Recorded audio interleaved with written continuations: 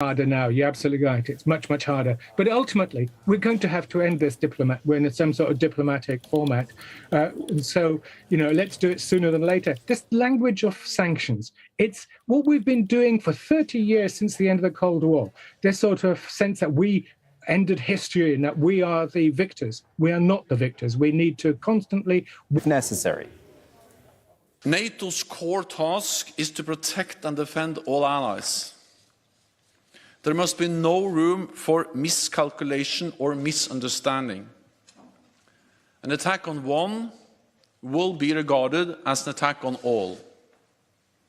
This is our collective security guarantee. Today, the North Atlantic Council decided to activate our defense plans at the request of our top military commander, General Todd Walters. This is a prudent and defensive step to protect and shield allied nations during this crisis.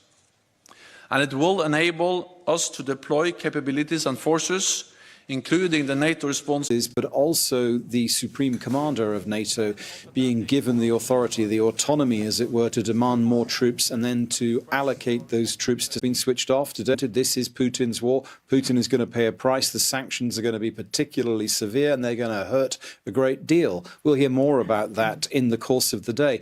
Remember also, he's going to be very active today anyway. We know that Germany is going to be staging the G7 summit later this year in June in Bavaria. Today, there's going to be a virtual, substantially the same view about what Russia is doing. And then we know that there's going to be a virtual summit of NATO leaders tomorrow, where again, Mr. Scholz will have the opportunity to express his opinion. And finally, we know that would have, predicted that he would be striking at so many multiple targets. The civilian casualties are unknown, though Russia says it will only attack military posts. As a response, Ukraine has declared martial law. I had a conversation with US President Joe Biden. The US is starting to gather international support. Today, call Putin, call Lavrov to stop aggression. There is no purgatory for war criminals. They go straight to hell, Ambassador. In a statement, US President Joe Biden warned of a catastrophic loss of life. An intelligence target. That's unconfirmed, but, well, when you see people burning documents, it does raise a few questions. So that was just something I wanted to show you earlier. You may have seen when Andrew Simmons was reporting and there was an explosion over his shoulder. That was the aftermath. In coordination with allies, go a step further. Already we know that there have been steps taken to essentially isolate Russia from raising money in the global financial system and that shutting down of Nord Stream 2, that gas pipeline worth about 11. Food prices here in the U.S. now trying to convince Americans that this is something worth fighting for. In fact, we expect that he will make the case that this is a chance to defend American values. Whether or not Americans are going to buy that argument is still unclear. Yeah, OK. Thanks, Kimberly. Good to see you and talk to you again. Locations quite far from each other. So this is a multi-pronged attack from Russia. We know they're coming in from all angles, and this is the result that we're seeing. These ones coming from Odessa in the south. Dorsa Jabari in Moscow. Just to underline that point there, we can talk about the fact that this was not just a declaration from... ...to engage Russia in diplomacy. But Moscow has refused dialogue and chosen aggression. NATO and the EU stands with the brave people of Ukraine. We support Ukraine's sovereignty and territorial integrity, and we support the right of 7. NATO and the European Union are united to defend our values, freedom, democracy, and each other's rights to choose its own path. So thank you again to both of you for coming. In a determined and united response, the European Union will make it as difficult as possible for the Kremlin to pursue its aggressive actions. Round about 30 minutes.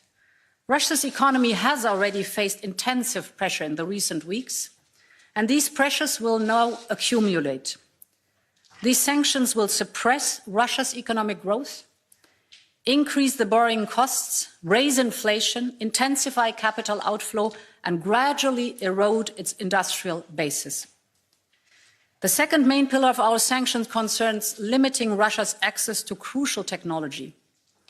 We want to cut off Russia's industry from the technologies desperately needed today against human beings, a large-scale military attack on the Ukrainian people. And this unprovoked and unjustified attack is unlike anything on European soil since the end of the Second World War. It's a violation of international law, replacing rule of law by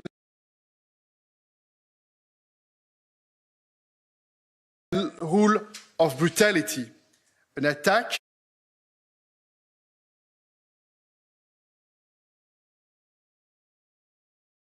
on peace and security in Europe. It's also an attack on the foundations of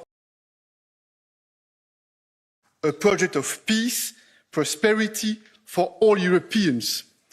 The EU will agree in principle on a package of massive to be taken to also help the neighboring countries that are probably seeing an influx of refugees in the next days and weeks. Have any indications yesterday afternoon when you took the decision to assemble leaders? Thank you.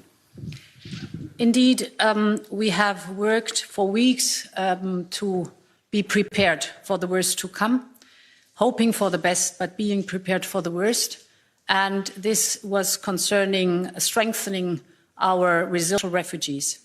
We have, with all the frontline member states, now explicit contingency plans to welcome and host immediately those refugees from Ukraine. And what internally displaced people are concerned, we have a lot of... Okay, NPR. And Deutsche Welle, thank you very much. One state that is responsible for what is happening now in Ukraine, and that is Russia. Russia is the country which is responsible for the loss of lives and the aggressive actions against Ukraine. And we have reached out for Russia, to Russia for... European single market. We are strongly supporting financially in the case of reforms that are necessary without any doubt in Ukraine, but also strategic investments in Ukraine in a broad set of fields. We are very intensively working on the energy security of Ukraine. Over the last years, we have basically been able to guarantee the energy security. Electricity grid from the Russian electricity grid, and we stand ready to support them in case that there are any kind of difficulties. This is not easy, this is not trivial, this is much earlier than we had planned, but this shows... That is, and for his government and the people close to him. That's the thing we're waiting to find out. We know that all manner of different European and other world leaders have been taking part in this chorus of condemnation of what the Russian president... European reaction with Dominic Kane in Berlin. Dominic, thank you for that.